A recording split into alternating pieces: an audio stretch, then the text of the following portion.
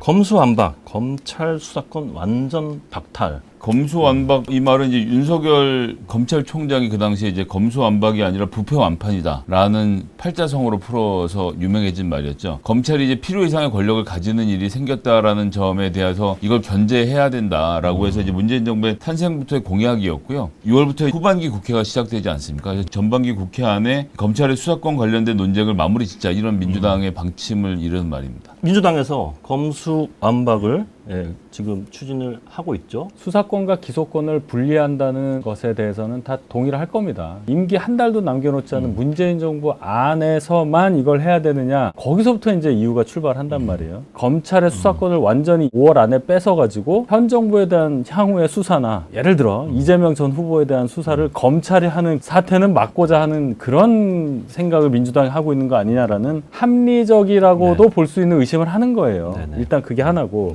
더 하나 묻고 싶은 게 그거예요. 자, 그럼 이 정부에서 억지로 출범시킨 게 공수처잖아요. 공수처는 수사권과 기소권을 다 갖고 있어요. 그리고 타 수사기관의 사건도 달라면 가져올 수도 있는 권한이 있습니다. 이런 막강한 수사기관을 임기 중에 출범시켜 놓고 수사권과 기소권을 분리해야 되는 대의 명분을 얘기한다는 것은 어불성설이죠. 그 다음에 검경 수사권 조정, 검찰 개혁 이거 하려다가 결국은 윤석열 당선인이 탄생했잖아요. 뭐 긴 과정은 다 아실 테니. 네. 그러면 적어도 이 정부가 추구하는, 민주당이 추구했던 검찰 개혁이라는 것은 지난 대선을 통해서 이미 국민적 심판을 받은 거라고 받아들여야 합니다. 그럼에도 불구하고 민주당에서 대선 결과에 대한 어떤 내용 정리가 안 된 것 같아요. 이게 정리가 됐다면은 이런 식으로 진짜 검수완박을 이 시점에 추진할 리가 없는데, 내부에서 그냥 피 끓는 어떤 감정에 근거해서 지금 대처하는 것이 아니냐.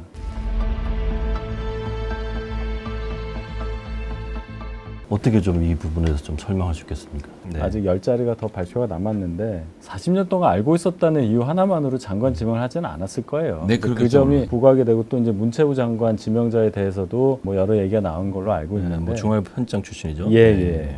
소위 말하는 안배는 없었다는 말씀을 하셨잖아요, 당선인이. 그걸 염두에 둔 해명이라고 봐요. 그러니까 능력이라는 건 보여지는 게 아니라 누가 검증할 수가 없는 거기 때문에 당선인 판단으로 그렇게 했다. 일단 여기까지는 봐야 되는 거고, 다만 이제 이태규 의원이 인수위원을 그만두고 또 오늘 안철수 인수위원장이 장관 인선에 대해서 뭔가 얘기하시는 걸 보면은 네네. 공동정부 구성이 생각보다 쉽게 잘 순조롭게 진행되는 거로는 보이지 않아요. 이제 8개 부처 이제 인선을 보면은 그 원희룡 전 지사가 국토교통부 장관에 이제 예정이 됐습니다. 도저히 이유를 모르겠다라는 큰 틀에서 하나가 있고 네. 선의로 해석하면 부동산 문제는 입법 과제가 반드시 함께 해야 되거든요. 그런 상태인데 민주당이 어깃장을 놓으면 아무것도 할 수가 없습니다. 네.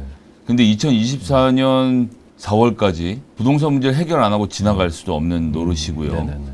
그렇다라고 한다면 정치적으로 이 문제를 솜씨 좋게 풀 사람이 필요했다라고 판단을 했을 테고, 이분이 또 최고위원, 뭐 당 사무총장 포함해서 의원으로서도 굉장히 많은 경력을 쌓았던 네네. 분이거든요. 도지사뿐만 아니라. 그래서 원희룡이라는 정치인에게 그런 정무적인 역할을 맡긴 것이 아닌가. 이 경우에는 부동산 철학을 운영할 다른 별도의 사람이 필요할 텐데 네. 그 문제를 어떻게 보강할지에 대해서는 저희가 지금으로서는 알 수 없고, 원희룡 후보를 선정한 것은 제가 생각하기에 이제 그런 정무적인 점에 대해서 상당히 고려를 한 것 같습니다. 예.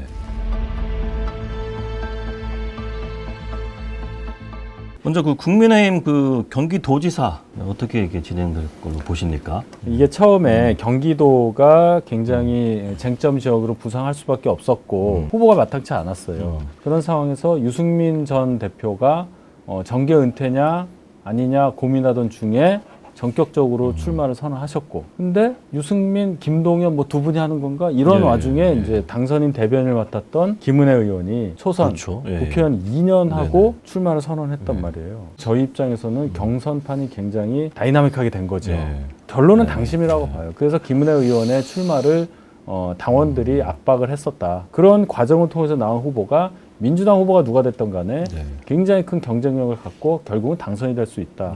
갑자기 이제 김은혜 의원이 이제 예, 나왔어요. 예. 일단 경기도지사 결과도 기대되지만 이 두 분 중에 누가 이길까? 일단 김은혜 의원은 인수위 대변인 맡기 전부터 경기도지사의 주요 후보군으로 거론되던 분이었습니다. 대장동에서의 뭐 활약도 그렇고 여러 가지로 미디어를 잘 활용하시는 분이시고 말씀도 잘하시고 청문회 때 보면 그나마 김은혜 후보가 뭔가 좀 각을 세우는 모습을 많이 보여줘서 국민들에게 전 예. 각인이 됐다고 보거든요. 저는 경선 과정이 생각 이상으로 훨씬 격렬하게 벌어질 거다. 네. 유승민 후보로서는 상당히 긴장해야 되는 상황으로 전 보고 있습니다.